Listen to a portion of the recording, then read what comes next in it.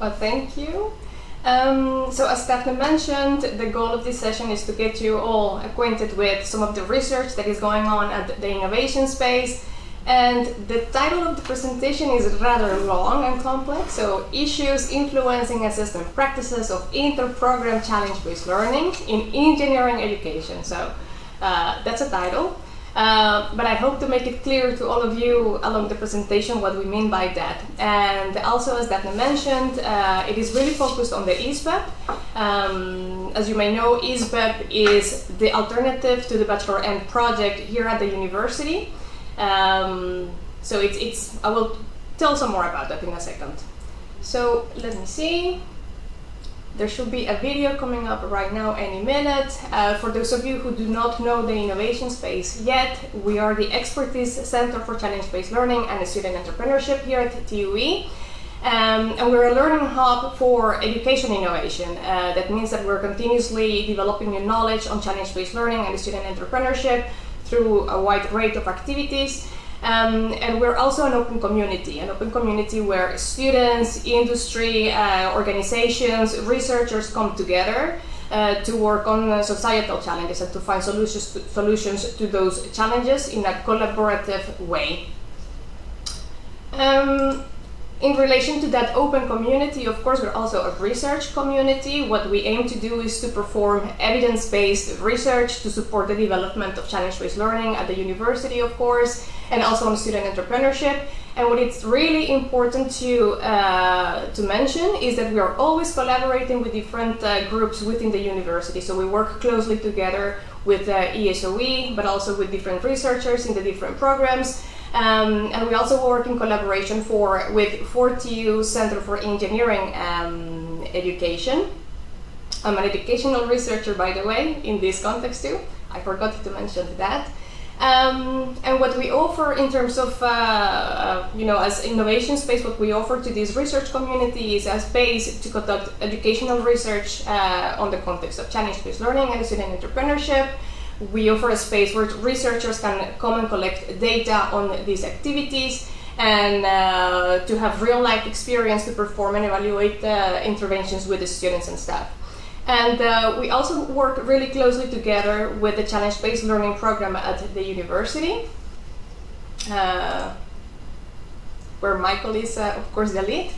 And in relation to the Challenge-Based Learning program, if we look at where our research fits, it's really in the beginning as well, trying to support that program, trying to collect evidence, trying to collect insights into challenge-based learning and how it works in practice, and also to help and support the development of the curricular in challenge-based learning, looking at the long-term future as well.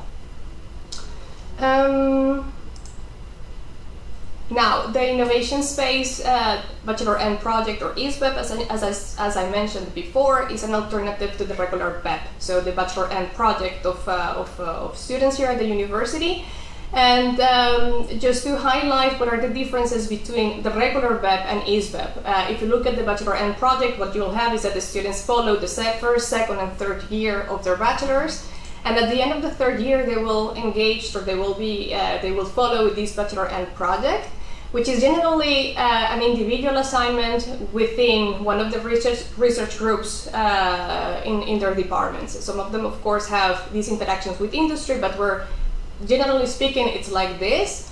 And at the end, of course, of this Bachelor End project, they will be awarded their diploma, and then if they decide to do so, they will continue to do a master's degree.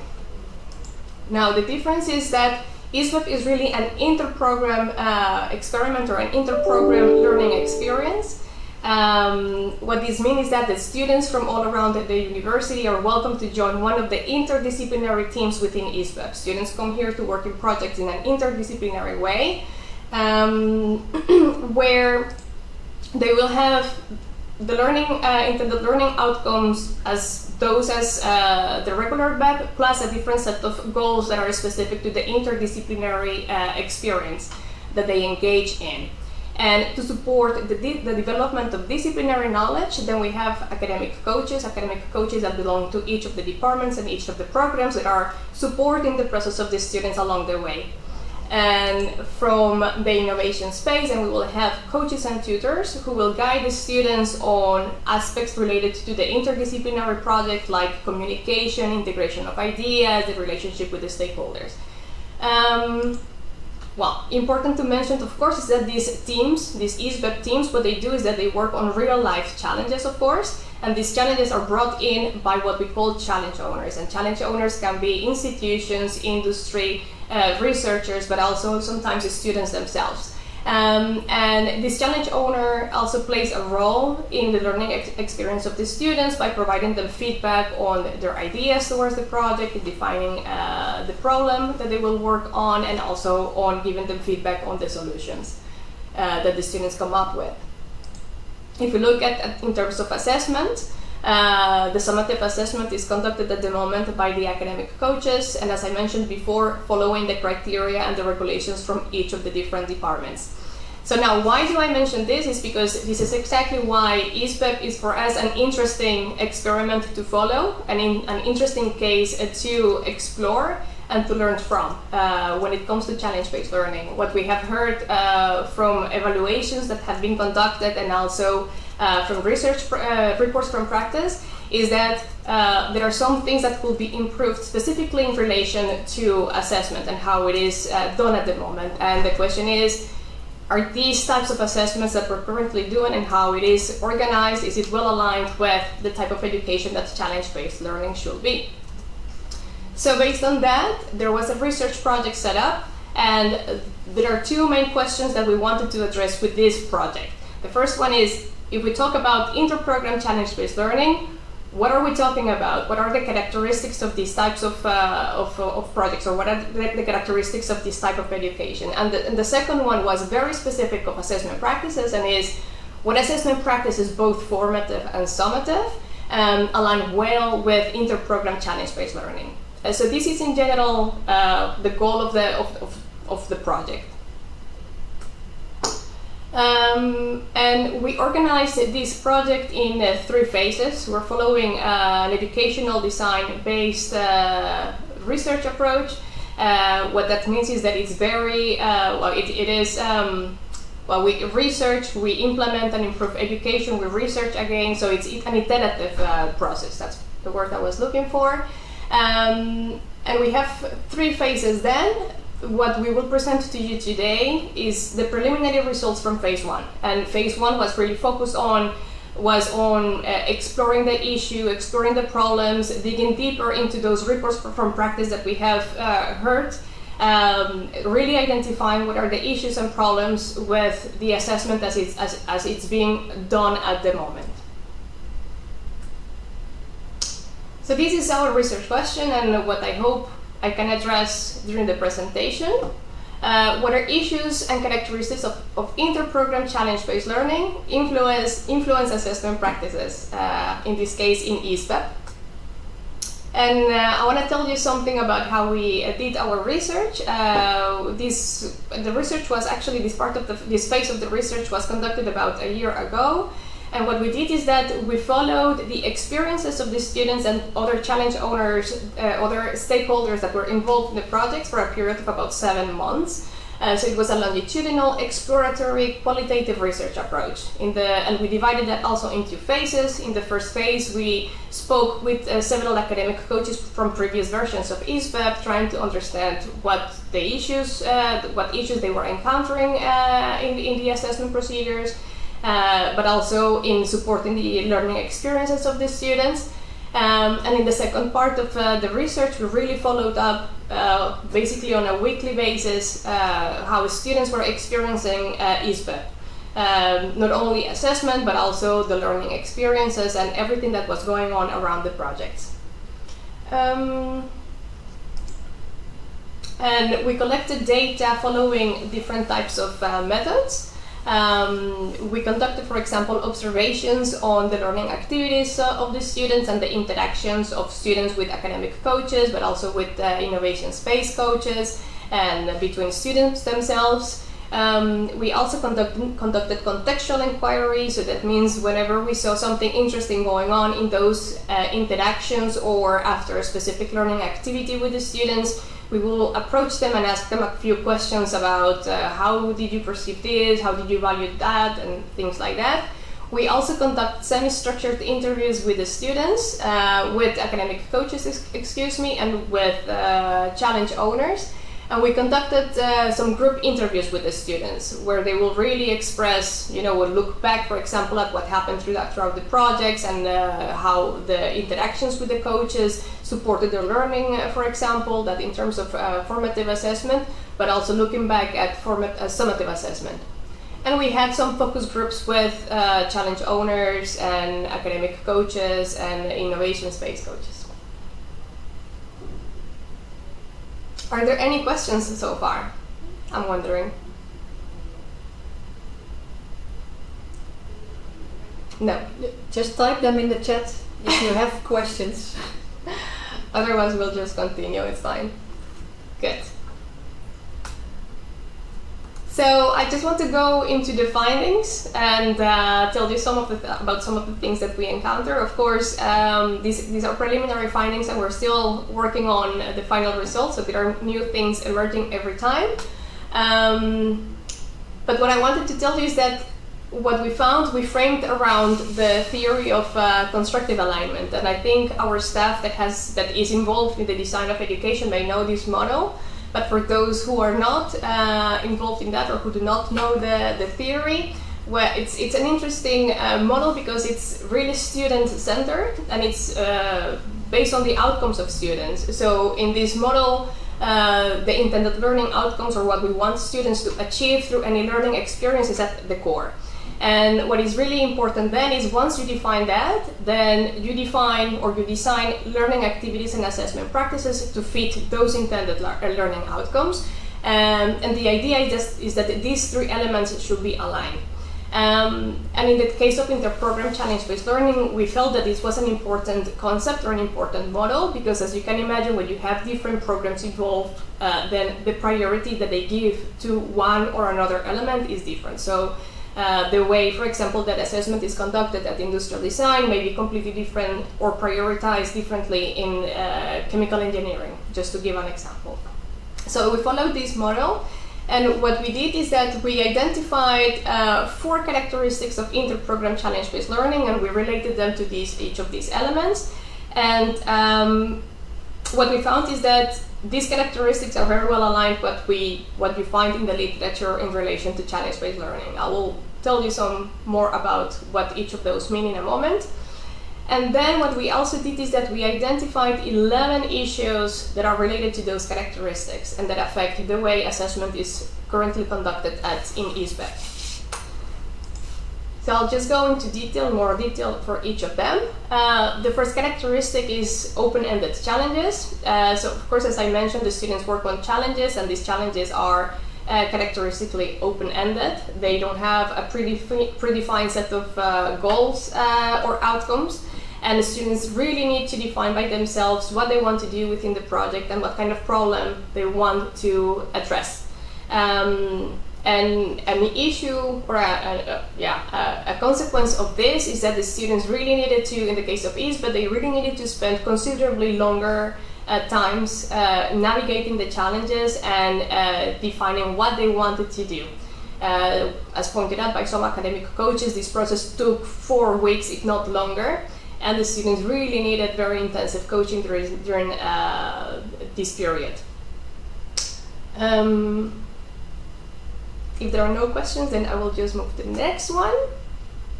The second characteristic is that it's interprogram challenge-based learning is multi-stakeholder.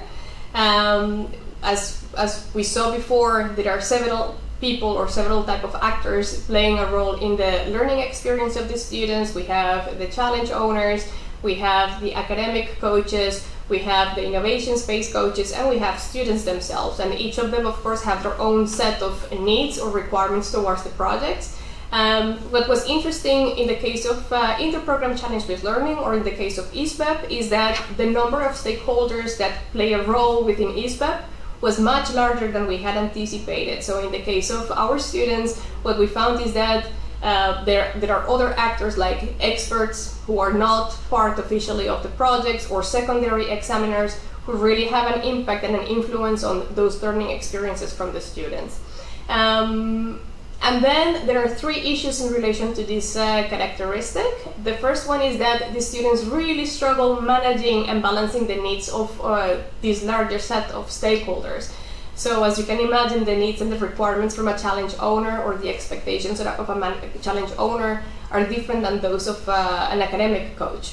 And the students really needed to find like a balance between them, and they really struggle finding that fine point in between. Then the second issue that we encountered is that not only for the students but also for all stakeholders involved, it was difficult at times to maintain the overview of all, the roles and expectations within the project, like the roles and responsibilities within the project. So just to give you an example, if anything will happen that it's unforeseen during the project with the students, then the question was, who should be responsible for this?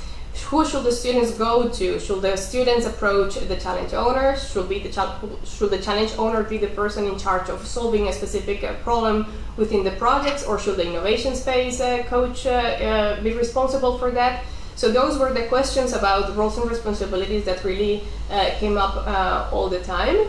And also in relation to that, and particularly in relation to the challenge owners, there was the feeling that for these types of projects, when you have so many stakeholders, it was very easy for the challenge owners to step out of the project. So there was this reduced feeling of accountability in relation to the project, and of course, as you can imagine, that negatively impacted the outcomes of the students. That of course does not happen in all cases, but whenever it happened, it definitely caused some tension within the project, and it definitely affected the outcomes of the project. Not the learning experiences, because the students, surely enough, learned a lot from these experiences. So there's a question. Maybe Chantal, you're sitting in a room, you can ask it yourself. Yeah, sorry, I didn't want to disturb. I was wondering whether this isn't focused on the learning activities. I think the issues that you're now stating, they're also towards the learning goals or the learning outcomes and to the assessment, right? Yeah. So yeah. Yeah. So I think what we have found also in the research is that for this type of education, it's very difficult to make a distinction between assessment, especially when you talk about formative assessment, and learning activities. They go really hand in hand. So when we talk about the balancing the needs for the students, actually to balance the needs of the different stakeholders, I agree with you. That's more like a learning activity for them. But in relation to the roles and responsibilities, it should be crystal clear for the students who is there to support them in any specific moment and for what, So that's more related to formative assessment, I will say. And what we found in ISBEP is that that's not always clear. It's not clear for the students, or the students will have the wrong idea of who they should go to. And the problem is that if it's not clear all the way from the beginning, by the time that the students deal with that, it's too late. It will have negative consequences for the projects of the students. So this is something that we feel should be really clear all the way from the beginning of the project. What are the different people that are involved in the project, who are there to support the learning experiences, of course, to provide feedback to the students, but also for what circumstances, So in our case, what we see is that the innovation space coaches should really be focused on those aspects related to the interdisciplinary project, so the integration of ideas, but also the project itself. But the academic coaches should really be there for the disciplinary knowledge as well. This is something that our coaches at the innovation space are not able to do. And it's important for the students to know who to go to, and to have clear communication about that. Is that clear? Yes. Okay. Are there any other questions in relation to this? Then I will just continue. Now, in relation to the intended learning outcomes, and I think I have touched upon this with the discussion that we just now had.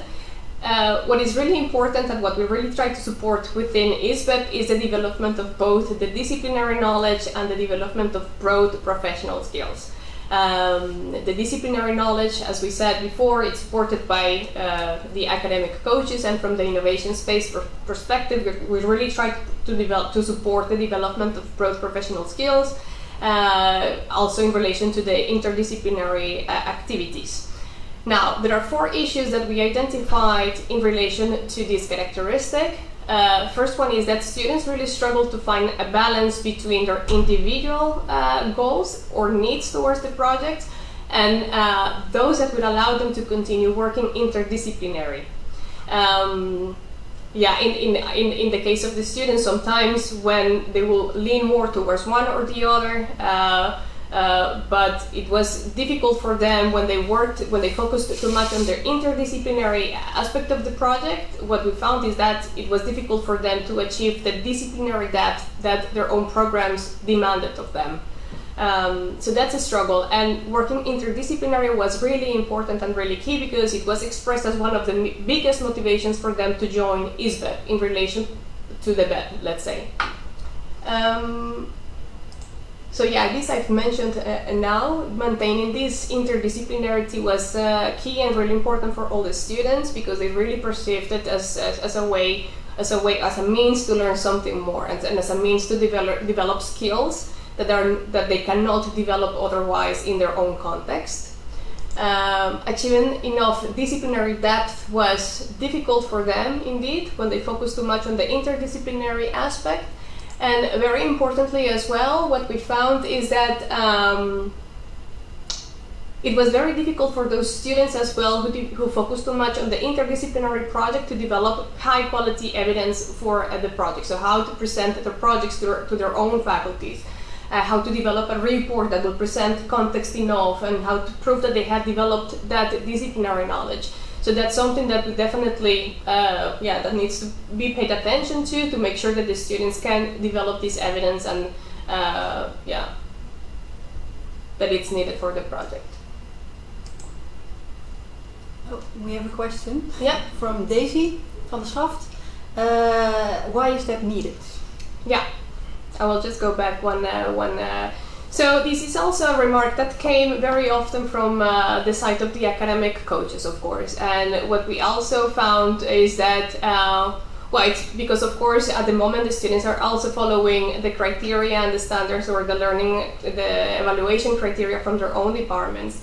And on the one hand, for the students, they follow the procedures, the assessment procedures from their own departments, which means that sometimes they will have to defend their learning to secondary examiners and others within their programs.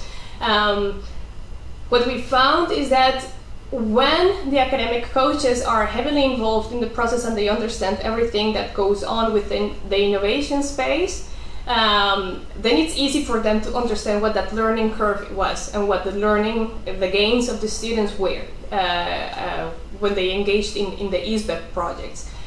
But that's not always the case. So what we found is that in the cases for example, there are secondary examiners, they will really base the assessment procedures or the assessment of the students on that evidence. And this is of course important for several reasons. Just to mention one, quality assurance is something that came up as well during the interviews. It is very difficult for the programs to justify that the students engage in this project if they cannot show and demonstrate that they have learned or that they have reached the same quality or the same disciplinary depth as the traditional BEP students. And for the students themselves, we know that they have learned a lot. That they have, when they interact with the other students from within the interdisciplinary team, and at the end of the project, that they have developed enough, that they have engaged in, that they have developed enough disciplinary knowledge, but also the broad professional skills. And it is a pity that they cannot prove this, that they are not able to demonstrate this learning towards their own programs. Does that answer the question? And it's okay, I think, if they put the microphone on, right? If they have a follow-up question? Yeah, sure. Yeah, I understand what you're saying, but I think it's something that has to do with quality assurance, learning outcomes of the program, accreditation. Yeah. So it should be addressed on that level then. Yeah, indeed. So it definitely has to do with quality assurance, and that's something that definitely came up during our study. So that's one side of the coin, of course, and on the other side of the coin is, of course, when you talk to the students and then you talk to them about the assessment procedures and you talk to them about what came out of that and how they were able to justify their learnings towards their own faculties, and they felt and they know that they have learned a lot, but they're unable, they don't feel that it's a fair assessment, so to say. So on the one hand, of course, is the quality assurance, but on the other side is making sure that it's maybe I should elaborate a little bit more on that, because it also has to do with the clarity of the intended learning outcomes. For many of the students, there is a lot of unclarity about what they will be assessed on, and I think that that's related to the next slide. So maybe we'll just go into that. There is another question coming in also from Ignacio. Do the academic coaches see value in students engaging in ISBEP? Definitely. So is it perceived as a trade-off in terms of that versus... I will come back to that question in 1 second. I will just finalize the other thought. So what we saw is that it also relates to that unclarity that the students have in relation to the assessment criteria. So that's one of the outcomes of the research. Actually, what we saw is that there is not alignment between the assessment criteria and intended learning outcomes. Students join ISBEP with a really clear idea of what they want to learn. But there's first unclarity about the assessment criteria and procedures that will be followed, because as I mentioned before, the students actually go through the procedures as established by each of their respective programs. But when they joined ISBEP, they joined it thinking that they will be assessed following criteria that is specific for what they learn in this context. Now, at the moment, that's not the case. At the moment, they are being assessed following the criteria as established by their own programs, by their own departments.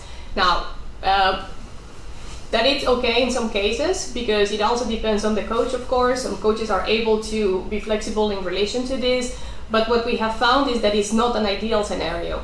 There is still this discrepancy between what students go through, the learning experiences that they follow, and the assessment procedures as established by each of the departments. Also, interestingly, and just as a background information, it's when you sit with the students and you talk with one team, it's interesting to see that each of them has a different set of procedures that they have to follow. So one of them will have a midterm deliverable and the other one won't. So that creates a lot of unclarity about what they have to achieve within the project. And to answer the question of Ignacio, yes, I think definitely yes, as the academic coaches see the value of students joining ISBEP, and they do see that they learn new things, and that they do see that they develop this broader set of skills, specifically in relation to the interaction with students from other disciplines and from different backgrounds. And I think especially these early stages, of having to define a problem themselves, having to navigate the open challenge themselves, that it's a rich learning environment for the students. Yeah, we have another question from Daisy. Yeah. If BEP is such a characteristic for the evaluation of end term of program, could this be changed, or would you prefer to adapt the interdisciplinary project towards another point in the program? If BEP is such a characteristic for the evaluation, would you mind elaborating on the question, or just telling me the question? Yeah, so it's related to what you were discussing. Like the students have very much difficulty to prove that they have gained the in-depth knowledge for their program. So if you look at the quality assurance, accreditation, then the committees check the BEP projects, so the reports, to check also whether the students have reached the level of the specific program.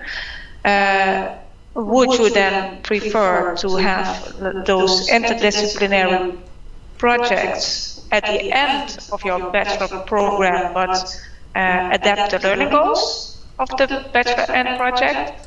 Or would you say, okay, maybe then that should be an in-depth project to determine that you have reached those end terms of the program, and do the ISBEP project at another point in the program? No, what we think is that what we think and what we're doing at the moment is that we're looking at the whole design of ISBEP. And that includes also looking at the intended learning outcomes, but also making sure that there is alignment between the learning activities and the assessment practices. Now, this is a wider project that we will talk about later on. Chantal, my colleague, is actually the lead in this project. But our aim will be to come to an agreement on have one set of intended learning outcomes for the students and one set of assessment practices that all the programs can agree upon, because that will bring a lot of clarity for the students as well on what we would like them, what we expect them to take away from these projects, but also how they will be assessed and how we will support that learning experience for them. At the moment, it's not the case, and that is creating a lot of confusion for the students on the first hand, but also for the other stakeholders that are taking part in the projects. Yeah. But we do think that, I think, and what we also see in relation to the broader picture of challenge-based learning, what we see is that this will be also, for example, at the end of the learning journey of students that are engaged in challenge-based learning from the beginning of the bachelor's. So in relation to the E3 program, for example. So yes. Does that answer your question? Yes, she did. Was there any other question? No, you can continue also. Do you have time? Yeah, so I think just to conclude this slide, what we have also seen is that many, and I think also in relation to that discrepancy between the assessment practices and the intended learning outcomes and this alignment, if you will, what we found is that in conversation with the challenge owners, many of them expressed the need of having to adapt slightly the assessment procedures.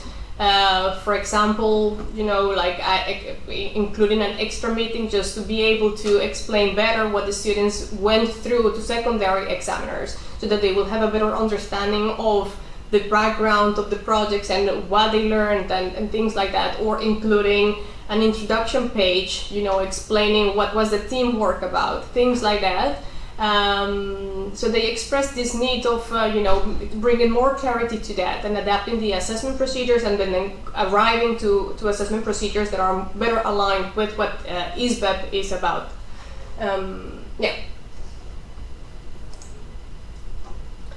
So in conclusion, in relation to the ISBEP, what we found for sure, the students have had, they had a really positive response to ISBEP. Part of the next steps in the analysis, of course, what I mentioned, this is preliminary, but the next step is actually to show something about what the students have stated that they have learned. But in the discussions that we've had with them, they made it really clear that they did learn a broad set of skills that are very specific to this interdisciplinary interaction, like communication, learning to speak to people from different disciplines, aligning on their goals and things like that. Through our research, we were able to identify several opportunities for improvement, and in particular, what we found is that yes, we need to improve our alignment within ISBEP in relation to intended learning outcomes, assessment procedures, and assessment and teaching activities and assessment practices. And what we also found in relation to that constructive alignment is that the large number of stakeholders that take part in the projects, and in this case, of course, the different programs, play a key role in the achievement of this alignment. in relation to the different programs, you can imagine that each program has its own sets of rules and regulations, and that can cause that's an important barrier to achieving that alignment. So what we really think is that we need to achieve this alignment and have this discussion and agreement across the institutions. We need to engage with the different programs, really listen carefully, what are their needs, what are the expectations, and then try to come up with a solution that is hopefully more constructively aligned. What we presented to you today, of course, is based, what I mentioned, on this phase 1 of our project, and we have documented those findings in a research paper. So if you're interested to read more about it, well, feel free to contact me if you have further questions. I'm happy to meet with you or to make this paper available to you if you would like to read on it.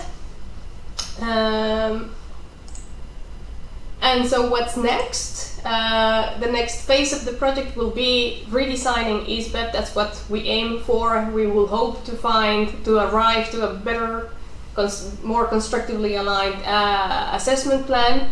We're really busy with that at the moment. We'll be co-creating the new ISBEP with the different programs. We will be engaging with students, asking them, of course, what are their needs towards the project, but also academic coaches, and yeah, all the different programs in general, also to align with the intended learning outcomes and to make sure that all these needs and expectations are taken into account. There is a project that has been started as well. As I mentioned before, my colleague Chantal is in the lead for this project. And what we hope is that we can roll out this new assessment plan by September 2021, and that's what we hope. So this is a little bit, this is the list of people that are actually involved in this project.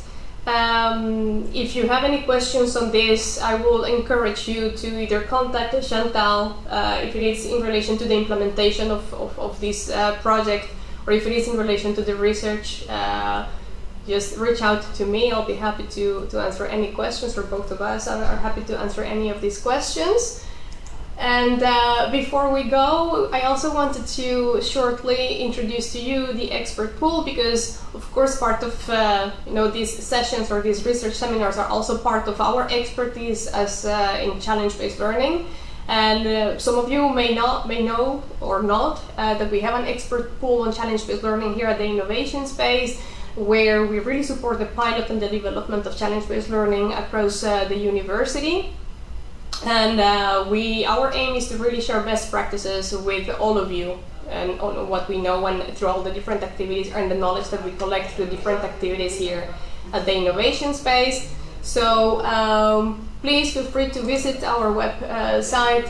If you have any questions, we're more than happy and willing to help you out and set up new courses or to look into questions that you may have on challenge-based learning. Daphne or Chantal, do you have anything to add on this? No?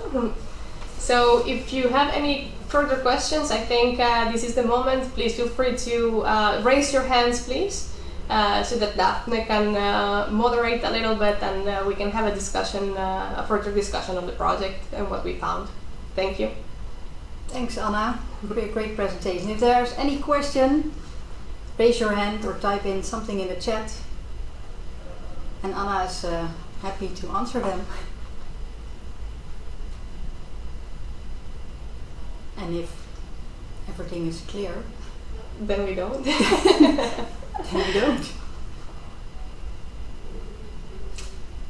Any questions? Anna, one question over here. Oh, we're raising hands. Ignacio, is that you? Yes, that's me. Hi.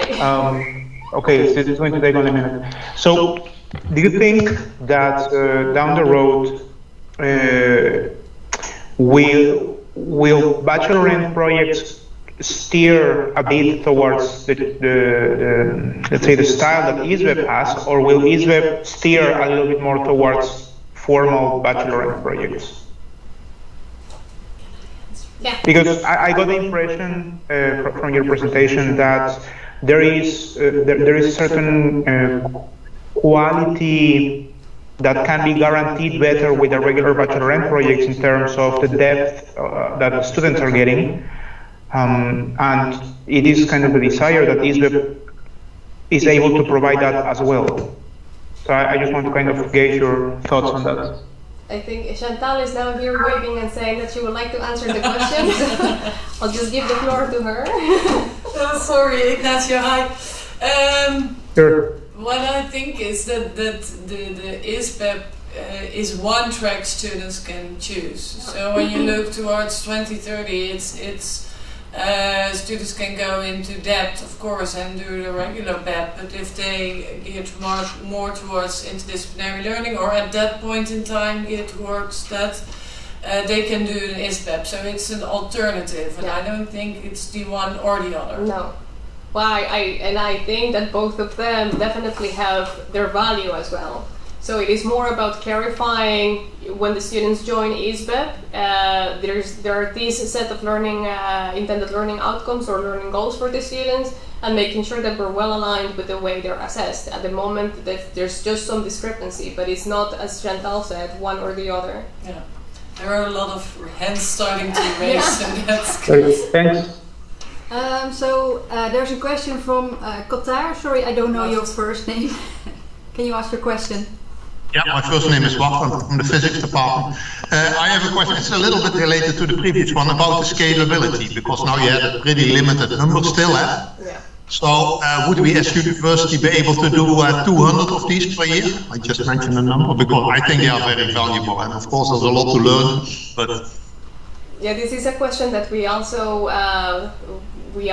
discuss here very often, how to support this scalability. I think Isabel will be able to tell you more about the vision of the innovation space, but of course we also aim to grow on these numbers.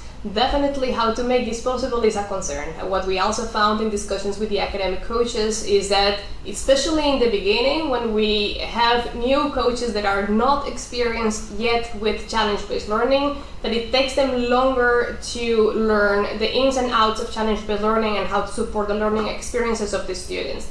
But what we have also found is that as they gain experience, it becomes more efficient. We have also discussed very often the importance of coaching the coaches, training our coaches to better support these learning experiences. So this is a way. I'm afraid I don't have a very specific answer at the moment. Maybe Isabel would like to add to that? Yes, yeah. We are already ready to have hundreds by a time. So we can double or even triple what we have now. So this is a concreter answer. So yes. Yeah, but my guess is the learning, when you do something new, it always takes more time. The question is, it's longer run, if you Okay. So, and I think it's also on the previous question, it was on whether the redesign will go more into the direction of the normal BEP, or more like it's really interdisciplinary. We really like to keep the interdisciplinary. So we will, in the redesign, not go, say, back to normal BEP. So for sure not. We would like to have this breadth and depth combined. So I think that's also an answer to Ignacio. Yeah, and that's also very much in line with what we found. As I mentioned before, that interdisciplinary aspect is really one of the reasons why they want to come to the innovation space. They really feel that they learn a lot through these interactions with the students from the different disciplines. So based on our findings from the research, I will say that's the one thing that needs to be maintained, yeah. Are there any other questions?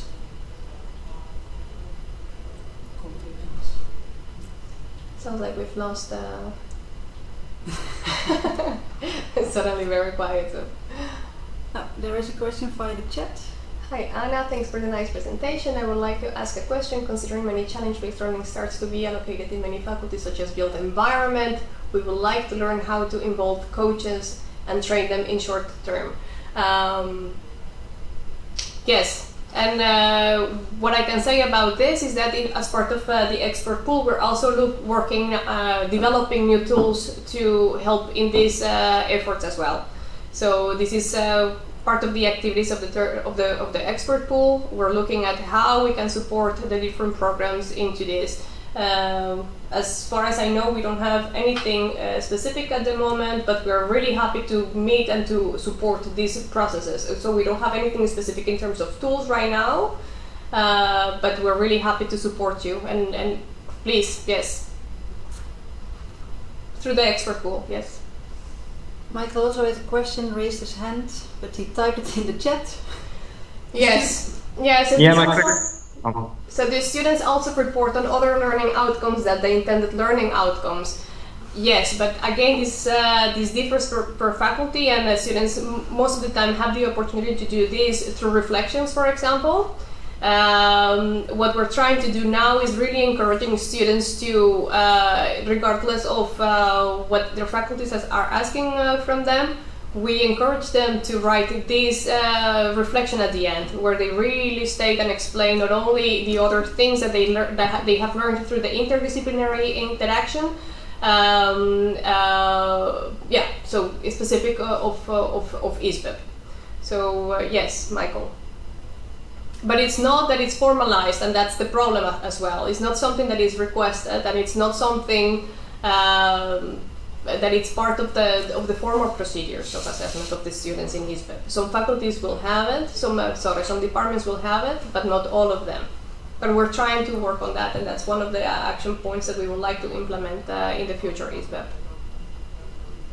Okay, very curious about that. Thank you. There are other hands raised, I think. Yeah, no, it's Michael that raised his hand. His hand is still raised. Are there any other questions? We have some time.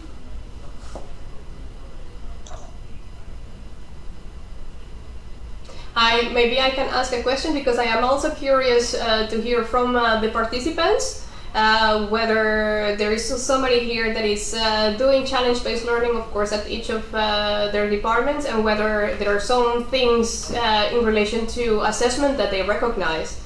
I'm really curious to hear about your own experiences in this aspect.